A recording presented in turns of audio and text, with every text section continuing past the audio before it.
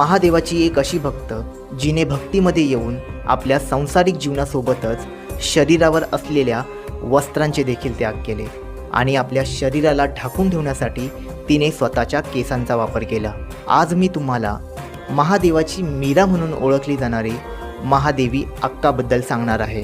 ज्याप्रमाणे कृष्णाची मीरा लहानपणापासून कृष्णावर प्रेम करत होती, त्याचप्रमाणे महादेवी अक्का लहानपणापासून महादेवाच्या एका स्वरूप म्हणजेच चिन्न मल्लिकार्जुन यांच्यावर खूप प्रेम करत होती। लहानपणापासूनच ती महादेवाला आपले पती मानत होती। मोठी झाल्यानंतर घरच्यांनी जबरदस्तीने तिचे लग्न एका राजाबरोबर लावून दिले, पण महादेवी अक्का मात्र आपल्या सांसारिक जीवनाला विसरून सदैव शिवशंकराची पूजा करत होती आणि ह्याच गोष्टीचा त्रास राजाला खूप जास्त होत होता।